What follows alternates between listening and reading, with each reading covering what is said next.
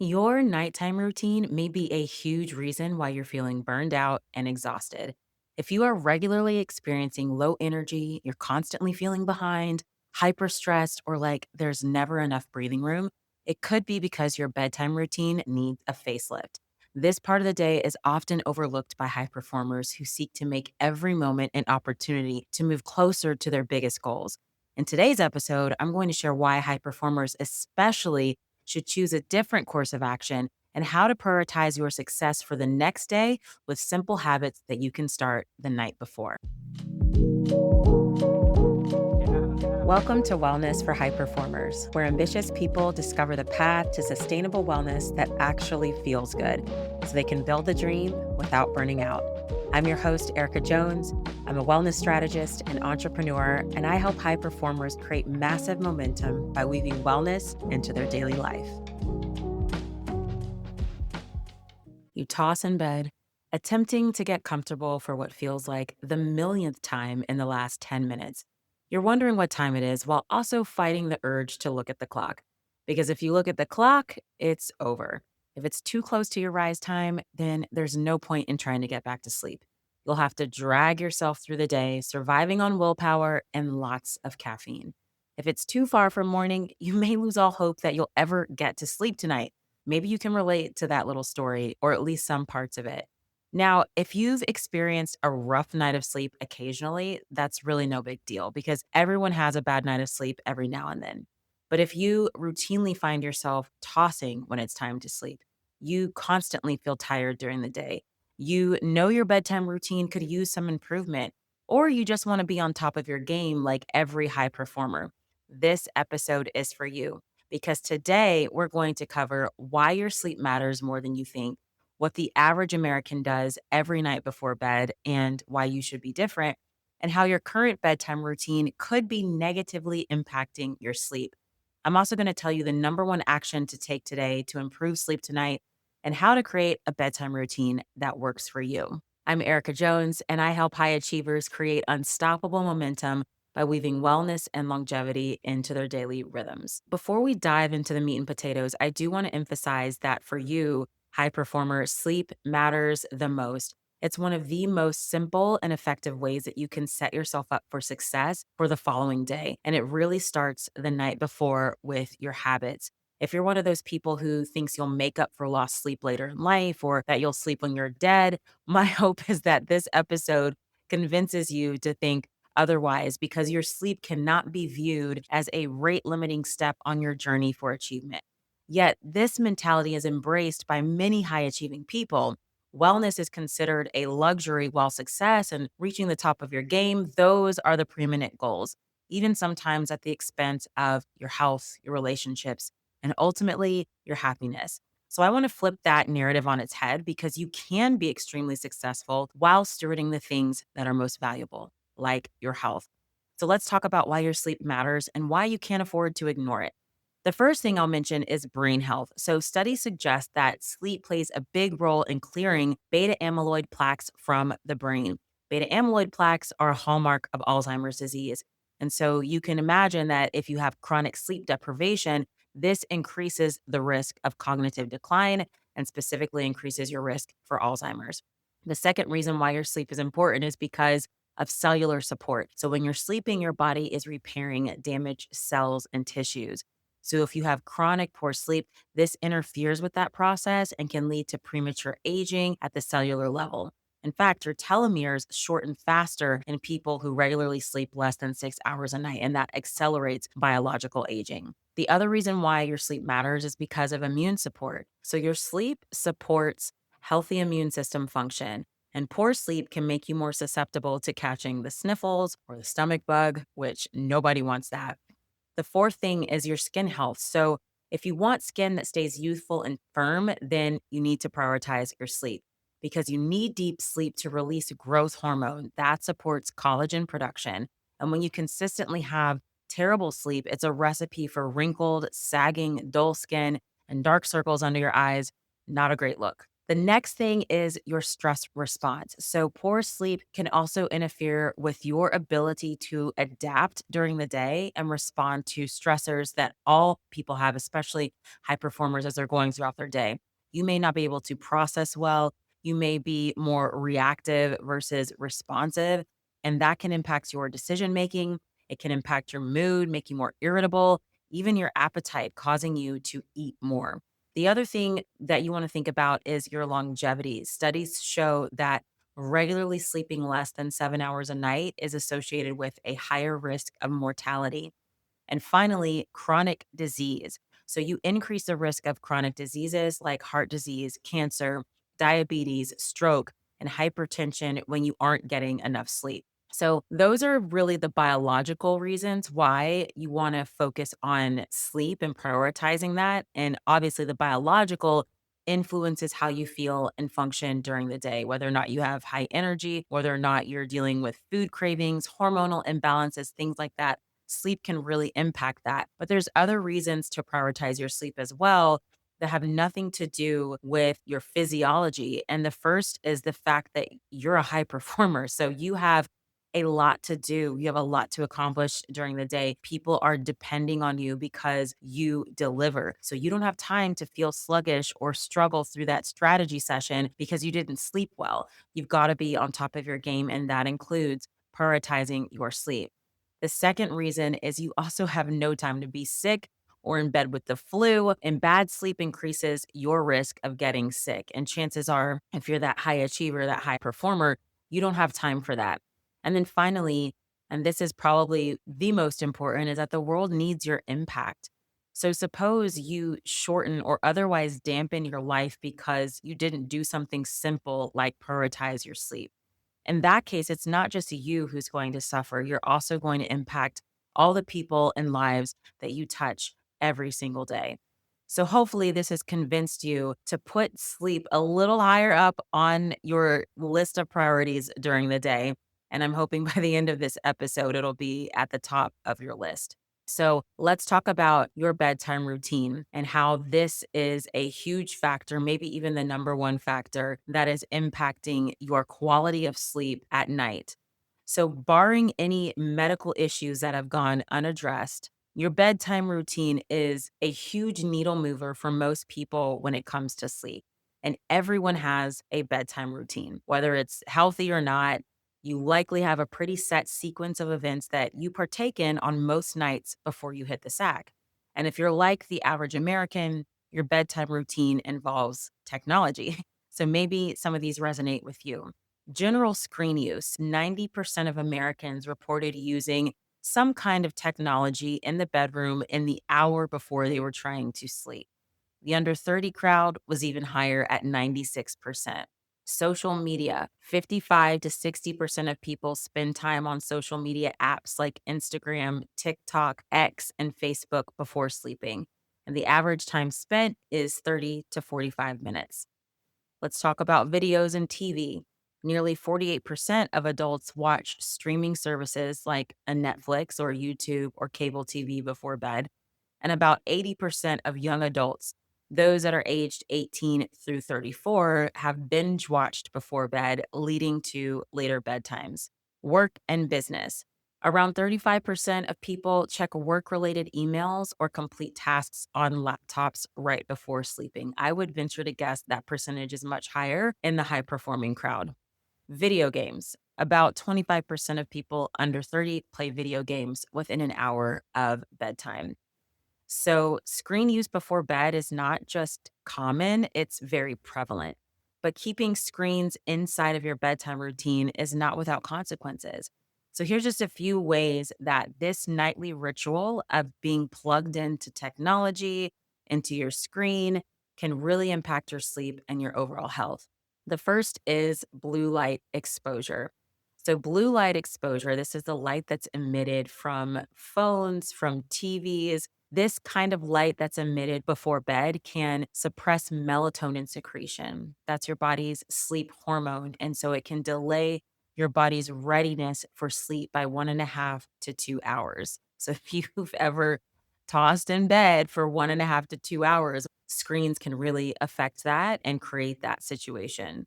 The blue light exposure is also stimulating. So it's not just the physical impact of the suppression of the sleep hormone, melatonin, it's also mentally stimulating, can be emotionally stimulating. I don't know if you've ever been on your phone before bed, or maybe you're checking emails for work or whatever it is, and you see some news or you see a post from a friend or you get an email that creates a lot of stress. That's another issue. And especially when we're scrolling through social media feeds and things like that, you're not in control of what is in front of your eyes. Same thing with when you jump into your email for work, you're not necessarily in control of what you're going to see when you open those emails. So, a lot of times, this can create a lot of stress. Being on social media or binging in front of the TV can be very stimulating and cause you to stay up later than you want to, or make you feel wired or restless. I have an iPhone and they have this feature with your photos where they'll bring back memories, old memories of you and your family or friends or whatever, photos that are on your phone, and I cannot tell you how many times just even looking at that has caused me to stay up later than normal. Yes, I'm reminiscing and there's some nostalgia and, the warm fuzzies of when my kids were little babies and toddlers, but it's also stimulating and has kept me up longer than I would have liked to be. So even things that can create feel good emotions, sometimes if it's the wrong timing, like right before bed, that's not ideal either. The other reason why we want to avoid screens before bed is because they can create a lot of stress. So, like I mentioned, checking that business email before bed at night can be associated with higher levels of stress, which can make it more difficult to fall and stay asleep. The other piece is anxiety. It's now very well established that social media use is connected to higher levels of anxiety and depression. Actually, I'm listening to the book, The Anxious Generation by, I think his name is Jonathan Haidt. I'm listening to it on Audible right now, and it is very eye opening, very enlightening with the statistics and the data around how social media has impacted, especially the younger generation. It's also impacted the older generation as well. It's not just something that we have to be cognizant of for the teens and preteen age. It's something that we really need to be cognizant of as adults as well, because there's many adults that get wrapped up into it. And so we know that it is associated with higher levels of anxiety, higher levels of depression. Doom scrolling right before bed can raise cortisol levels and interfere with your sleep. Poor sleep quality. So, adults using screens before bed, they generally spend less time sleeping than those who don't. Additionally, notifications or vibrations from phones interrupt sleep for 40% of people. This is why I recommend keeping your phone outside of the bedroom when you're going to bed. Sometimes I will turn it on airplane mode. I really have notifications silenced on my phone as a general rule of thumb because I don't want to be in a state where my phone is constantly summoning me. So even when I get text messages, I have my ringer turned off, all the pings, all of the sounds, the notification sounds, they're always turned off on my phone because I want to actively control when I am going to this device to pick it up to look at it. And I want that to be on my terms. I don't want this device summoning me. So if you feel like you're too tied to your phone, too dependent on it when it's pinging, you feel like, oh my gosh, I've got to check it right now, or it's distracting you, pulling you out of deep work that you need to be focused on, distracting you from tasks that you need to get done. Silencing all those notifications can be super helpful. The other thing about screen use before bed is that it promotes disordered sleep. So, routines that don't support consistent, good quality sleep can lead to more serious sleep issues over time. So, it might be just that, okay, I'm just having a little bit of trouble falling asleep right now. It takes me, 30 to 45 minutes when my head hits the pillow. But if that kind of thing goes unchecked for too long, it could cost substantial time and money to fix later on. The other aspect is lower energy. And none of us want to deal with that, especially if you're a high capacity person, you are up to big things. You don't want to be dealing with lower energy the next day. And so when you compound all of these different things and how they affect your physiology, your mental load, you can find yourself waking up the next day not feeling refreshed, feeling like you're tired. And if it's because you've been on a screen right up until bedtime and it's impacting your sleep, we don't want that, obviously. And even if you feel like your energy is okay, your normal meter may be off. So I remember when I first started on my health journey, I was in my mid 20s. And when I met my husband, when I met Dr. Isaac, he was the one that really brought me into the world of holistic health, functional health, and what it really means to operate feeling alive, feeling like your best self. He ran all these lab tests on me. And before I had the lab tests done, I probably would have considered myself pretty healthy. I would do like a regular physical at the doctor's office, and they would issue me a quote unquote clean bill of health, not realizing that I had so many underlying problems beneath the surface. But I remember when he initially ran those lab tests on me and I saw the myriad of opportunities. That's what I'll say. They were opportunities to upgrade my health, to feel better, to function at a higher level. And I started to make changes based on his recommendations. And what I realized was I felt 10 times better than I had before. It was like I was walking around in the dark without the lights on, but I didn't even know it. And so when the light switch got turned on, it was like everything was in full color. My energy went through the roof. My hormones normalized. There were a lot of things I didn't even realize were issues that were creating problems for me on a day to day. But because I had become so used to those problems, I had compensated for them well, they weren't really noticeable. And so I say that because you could be waking up each day and feeling like, my energy's okay. I'm not exhausted when I wake up, but your normal meter could be a little off. If there was an opportunity to go from a 6 out of 10 to like an 8 out of 10 or a 9 out of 10, wouldn't you want to do that? Because what could you do with that extra energy or even get to a 10 out of 10? So, my whole premise is I'm looking to help people optimize how they feel and function and not just get by with what's worked so far or you feel like you're getting okay results. I'm not feeling bad. It's really more about creating optimal function. So, the average person may be totally okay with, 6 out of 10 energy or feeling like I'm okay on my energy. I just have this feeling that you're far from average, especially if you're a high achiever, a high performing person. You're already finding ways to separate yourself from the middle of the pack and hold yourself to a higher standard than the rest of the world. There's no shame in that. And so there should be no shame in prioritizing your sleep as well. So, what's the number one action to take from this? Well, if your nighttime routine includes a lot of screen time, you're catching up on work emails, you're binging social media, maybe you're watching a little too much TV and just generally staying up way too late. The fix and the number one action is to limit your screen time before bed.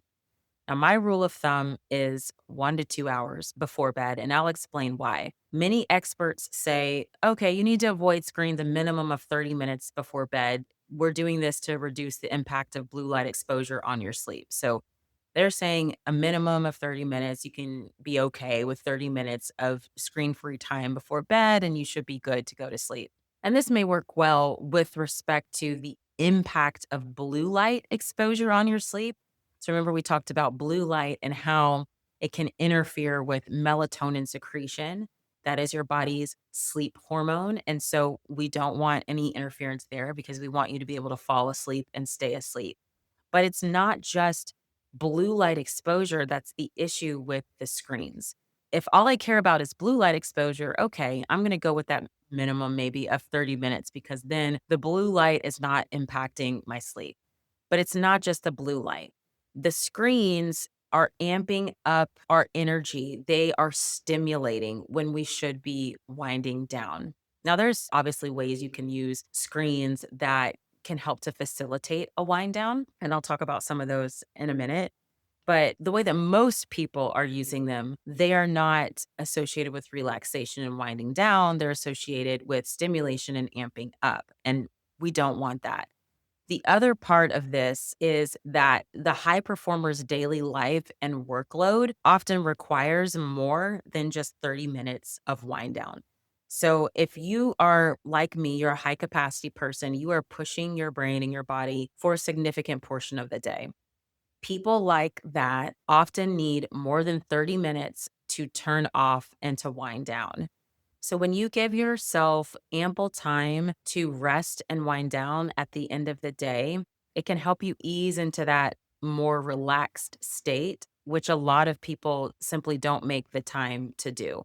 Not only does this give your brain and body a break from the mental load of the day, but it's also priming your body for sleep. And most of us need more than 30 minutes to do that. I mean, have you ever been on vacation where you're going away somewhere? You could be so excited to go wherever you're going, and you get there, even maybe on the way, your brain is still kind of in work mode. You're trying to make sure that you tied up all the loose ends. Did you respond to all the emails? Did you delegate the things that you needed to delegate?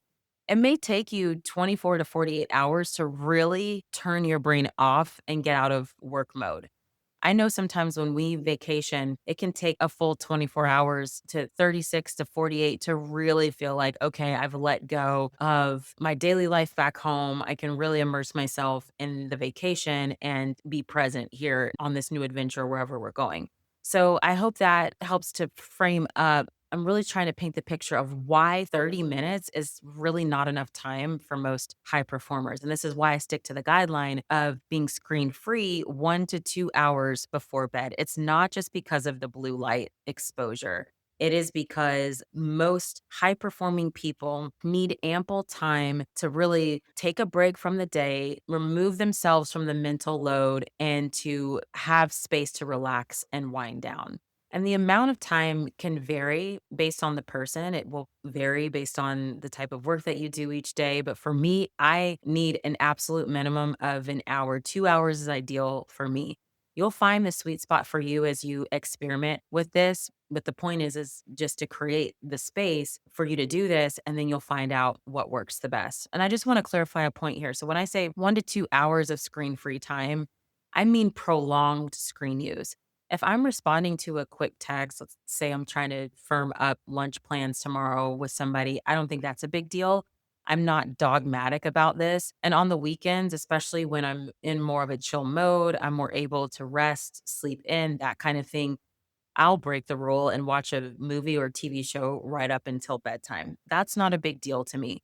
But I'll throw on a pair of blue light blockers. These are glasses, they're tinted with a warm hue, like a warm color, and it helps to eliminate your exposure to blue light. So I'll watch a TV show or movie with those on to minimize the impact of the screen. So that's my compromise because I believe that wellness needs to fit into a framework of daily life that works and makes sense.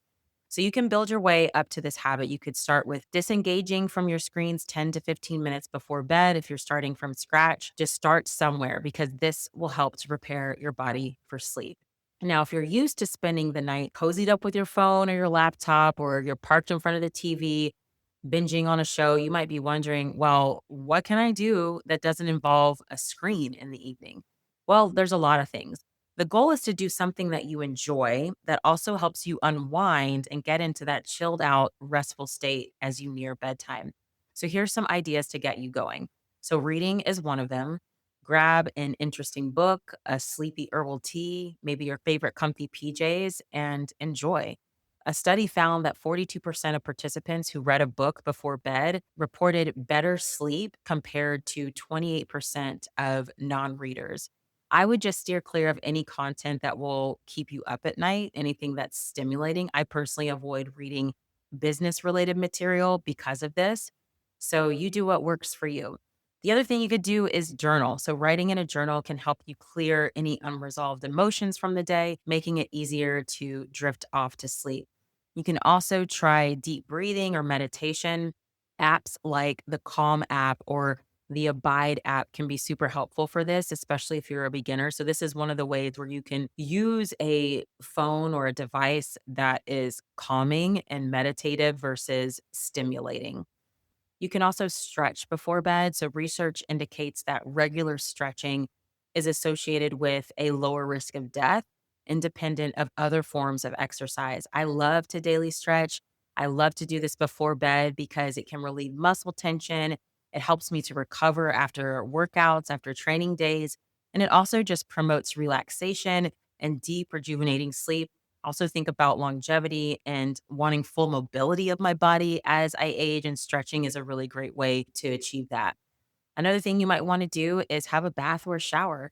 Research shows that a warm bath or shower before bed supports body temperature regulation. This signals to your brain that it's time to rest. I do this often, but I like my baths piping hot. So just do whatever works for you. This practice also bolsters a number of sleep markers. This includes sleep latency. How long does it take for you to fall asleep? There are benchmarks, if you will, around these different metrics. So you don't want to be lying down, your head hits the pillow, and then it takes you, 45 minutes to fall asleep. So sleep latency is how long does it take you to fall asleep after your head hits the pillow. So a healthy sleep latency, I think, is anywhere from 5 to 15 minutes or so. I think if your head hits the pillow and you're knocked out in like 1 to 2 minutes, you're overtired. Don't quote me on that, but it's one of those metrics that you can use with sleep tracking devices like Oura Ring. So having that bath or shower with the temperature regulation, it can improve sleep latency, how efficient your sleep is. So this is how much time are you sleeping relative to the time that you're lying in bed. So that is the point of sleep efficiency. You want high sleep efficiency, sleep duration and quality as well. This particular practice of having that bath or shower before bed can support these different sleep benchmarks. And then getting creative can be helpful as well. So, using something like an adult coloring book, if you're artsy, you can draw or paint, you can write. These are all forms of creative expression that can support sleep.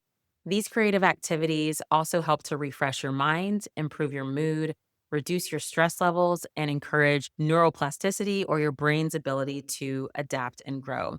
Sex is also on the list. There's many wellness and longevity benefits to safe sexual activity, and better sleep is definitely one of them because sex releases a hormone mix that promotes relaxation, it lowers your cortisol levels, and it encourages emotional intimacy and connection. These are both antidotes for anxiety and mental exhaustion. So, this is just a snapshot of things that you can do before bed. And there's really no rules as to what you can include. Just make sure that it involves something that you enjoy. Otherwise, it's going to be hard to be consistent with it. And make sure that it's something that helps you unwind from the day. So, what my bedtime routine looks like is it's changed with the seasons of life. When I had little babies, my routine was nurse the baby and go to sleep because I was that exhausted. No bedtime routine was needed. I would lie down and be knocked out in moments. So, my sleep latency was very low because I was overtired. Because I have more margin these days, my nightly wind down looks different. And it's something that I very much look forward to because our days are really packed. I love to put on the kettle around 8 o'clock. That's when my littlest two kids go to bed. So, right when they go to bed, I start that wind down. I put the kettle on around 8 o'clock. I make myself a cup of Tulsi tea. I love their original and sleep tea. They're infused with adaptogens. They just help your body respond to stress really well. And I just feel really good and relaxed when I drink them. And from there, what I like to do is light up some beeswax candles. I run a hot bubble bath with essential oils and Epsom salt. The Epsom salt is really nice, especially on my workout days, because it helps to release tension in my muscles. And I just love to sit in the bath and relax and read to transition from a busy day. I find reading to be a little bit hypnotic. So, where some people love to escape or go somewhere through a movie or a TV show, I love the same effect through a really good book. And then a few nights a week, my husband and I will use the sauna. It's super relaxing, it supports your body's natural detox pathways. And these days, you can find like one man saunas all over the internet. There's many manufacturers that make them now. They become a lot more economical. So, if we use a sauna, we'll sit in there, we'll catch up on the day together, or we'll read. I also like to stretch and do myofascial release. I love to turn my brain off in the evening, so I don't want to have to think about what stretches I'm going to do. So I like to use the guided stretch classes from Stretch It. It's an app that I have on my phone. This is another way that you can use a screen in the evening without it being super stimulating. So they have 10 to 15-minute stretch sessions, which is perfect for unwinding tension without a big time commitment. So I love to do that. And if I'm feeling particularly stiff, I'll use my mini Theragun to ease any knots and tension. And lately, I've also been enjoying our PEMF mat, our PEMF mat from Higher Dose, especially on workout days because it helps me to recover. I journal regularly, not every night, but frequently because it helps me process the day to leave any unresolved emotions on the pages and out of my head because I can tend to ruminate on things, especially at night when I'm lying down. And if I don't want to be doing that, journaling helps me to get that out. I also like to jot down any to dos or tasks for the next day. I have stayed up many times thinking, oh my gosh, I need to do this, this, or that. I now keep a notepad beside my bed. And I have at night reached over, even in the dark, to just jot something down to get it out of my head so I'm not thinking about it and I can just give myself space to sleep. Sometimes at night, I'll practice my piano. I've been taking lessons for a couple years and I find the playing to be really therapeutic. And lastly, I love to close my day with spiritual time, often reading my Bible and praying before my head hits the pillow. So I don't do all of these things every single night. That would be like a 4-hour bedtime routine, which is nuts. If you have the time to do that, that's awesome. But I don't do all of these every single night. This is my curated selection of activities that I pick and choose from. I kind of mix it up. I'm also a parent of 4 young kids. We homeschool, we have dinner, we clean up regularly, and we've got bedtime routines for the little ones. Our evenings are busy. So I make sure at the end of all that to set some time aside for myself. And I found that staying away from screens makes me much more intentional and productive as a human being, much more focused on the deeper things of life and more refreshed and ready for the next day.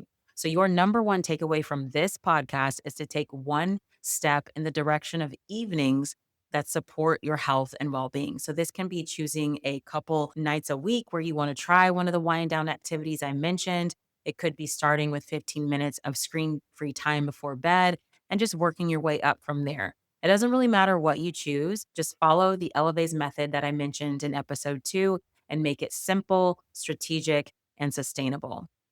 Well, that's it for today. Thank you so much for tuning in.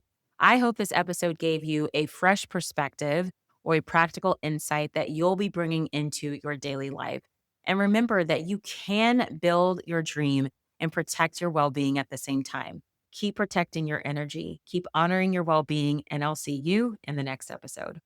For deeper conversations like this, join me at elevays.com. That's ELEVAYS.com. And get on the list for my weekly newsletter, The Elite Edge. It's where I share insights you won't find anywhere else. I'll see you in the next episode. But until then, make time for what matters.